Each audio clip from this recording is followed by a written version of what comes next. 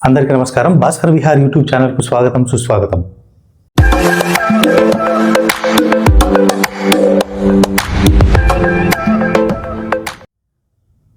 మళ్ళీ same scene, మరీ అదే ఘోర వైఫల్యం.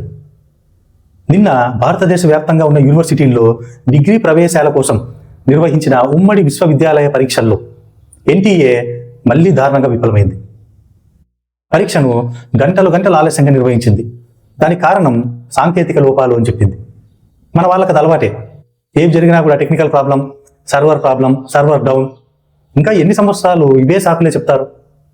రీసెంట్గానే నీట్ పరీక్ష ఎంత అధ్వానంగా నిర్వహించారో, నీట్ లీకేజ్ ఎలా జరిగిందో దేశవ్యాప్తంగా చర్చనీయాంశమైంది. అయినా కూడా ఇందులో కేంద్ర ప్రభుత్వం జోక్యం చేసుకోకపోవడం వల్ల ప్రధానమంత్రి మోదీ గారు దీనిపైన సమీక్ష నిర్వహించకుండా తగు అధికారుల పైన కఠినమైన చర్యలు తీసుకోవాలి అని మొత్తం దేశవ్యాప్తంగా కూడా వచ్చింది. అయినా కూడా వీటి గురించి ఏదో తూతూ మంత్రంగా, నామమాత్రంగా ఏదో సమీక్ష నిర్వహించి దాంతోపాటు ఏదో ఎంక్వైరీ వేసి చేతులు దులుపుకునేసినారు. దాని ఫలితం పర్యవసానం మళ్ళీ ఎన్టీఏ నిన్న జరిగిన పరీక్షలు కూడా అధ్వానంగా నిర్వహించింది. చాలా చోట్ల అభ్యర్థులు అంటే విద్యార్థులు పరీక్షలు రాయకుండానే వెనుదిరిగారు. ఎందుకంటే ఎన్ని గంటలు వేచి చూసినా కూడా అక్కడ పరీక్ష అనేది ప్రారంభం కాలే. చాలా సెంటర్స్లో కూడా బయట ఏమో అక్కడికి వచ్చింటారు కదా వాళ్ళ సహాయకులు, అటెండర్స్, తల్లిదండ్రులు కానివ్వండి, స్నేహితులు కానివ్వండి, బంధువులు కానివ్వండి, వారు ఇంకా మా పిల్లలు రాలేదే, ఎగ్జామ్ రాసి అని వాళ్ళు బయట ఎదురు చూసుకుంటూ కూర్చున్నారు. ఇక్కడ చూస్తే ఎగ్జామే స్టార్ట్ కాలేదు అసలు. ఇంత దారుణంగా జాతీయ స్థాయిలో నిర్వహించే పరీక్షలు ఇలాగైనా నిర్వహించేది? కేంద్ర ప్రభుత్వం ఖచ్చితంగా దీని మీద ఒక పర్యవేక్షణ అనేది చేయాలి కదా. ముందుగానే గైడ్ లైన్స్ పర్ఫెక్ట్గా ఇవ్వాలి కదా. లక్షలాది మంది విద్యార్థులు రాసే పరీక్షలో సాంకేతిక లోపాలు రావడం ఏంటి? అవన్నీ ముందే సరి చేసుకోవాలి కదా, అన్నీ చెక్ చేసుకోవాలి కదా ముందే, ఎగ్జామ్ ముందే. ఇలా ఎన్ని లక్షల మంది విద్యార్థులని మానసిక క్షోభ గురి చేస్తారు. మొన్న నీట్ ఎగ్జామ్లో కూడా అలాగే జరిగింది.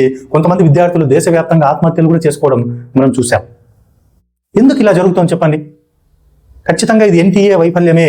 దానికి సంబంధించిన అధికారులు ఎవరున్నారో వారిని బాధ్యులను చేసి తక్షణం విధుల్లోంచి తొలగించేసేయండి. అలాంటి వాళ్ళు వద్దు, సస్పెండ్ వద్దు, డిస్మిస్ చేసేసేయండి. ఇన్ని లక్షల మంది విద్యార్థులను తర్వాత వారి తల్లిదండ్రులు వారిని మానసిక క్షోభకు గురి చేసే హక్కు, అధికారం ఎవరిచ్చారు వీరికి? జాతీయ స్థాయిలో ఒక పరీక్ష సరిగ్గా నిర్వహించలేకుంటే కేంద్ర ప్రభుత్వం వైఫల్యం కాదా? అది నిర్లిప్తత కాదా? నిర్లక్ష్యం కాదా? అసమర్థత కాదా? చెప్పండి. ప్రధానమంత్రి మోదీ గారు ఇప్పటికైనా దీంట్లో జోక్యం చేసుకోవాలి. సంబంధిత శాఖ మంత్రులు కూడా ఇందులో జోక్యం చేసుకోవాలి. ఎప్పుడూ కూడా ఇలాంటి పొరపాట్లు జరగకుండా, నిర్లక్ష్యాలు జరగకుండా చేసుకోవాలి. అంతేగాని పదే పదే నిర్లక్ష్య ఫలితంగా ఇలాంటి తప్పులు దొరుకుతూనే ఉన్నాయి. కేంద్ర ప్రభుత్వం కూడా ఉదాసీనంగానే వ్యవహరిస్తోంది. కొన్ని చర్యలు తీసుకునే నామమాత్రంగా కంటి తుడుపు చర్యలు అవేం ఫలితాన్ని ఇవ్వవు. మొత్తము ఆ వ్యవస్థనే ప్రక్షాళన చేయాలి. నామమాత్రమైన చర్యలు తీసుకుంటే సరిపోదు. ఎందుకంటే ఇది కొన్ని లక్షల మంది అభ్యర్థులు, విద్యార్థుల జీవితాలకు, వారి భవిష్యత్తుకు సంబంధించిన ముఖ్యమైన అంశం. దీన్ని అంత ఈజీగా ఎలా తీసుకుంటుందో కేంద్ర ప్రభుత్వం నాకు అర్థం కావడం లేదు. కాబట్టి ఇప్పటికైనా సరే తగు రీతిలో కఠినంగా స్పందించి బాధ్యులైన వారిని విధుల నుంచి తొలగించి కొత్త వారిని నియమించి కరెక్ట్ గైడ్ లైన్స్ వారికి అందించి ఎలాంటి టెక్నికల్ ప్రాబ్లమ్స్ రాకుండా, టెక్నికల్ ఎర్రర్స్ రాకుండా, మాన్యువల్ ఎర్రర్స్ రాకుండా జాతీయ స్థాయిలో నిర్వహించే పరీక్షలు కాబట్టి ఇవి దేశానికి కూడా చెడ్డ పేరు.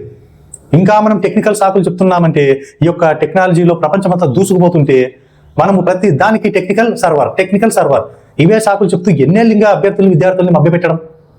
ఎన్నేళ్ళు ఇంకా చెప్పండి. టెక్నాలజీని అందిపుచ్చుకోవాలి.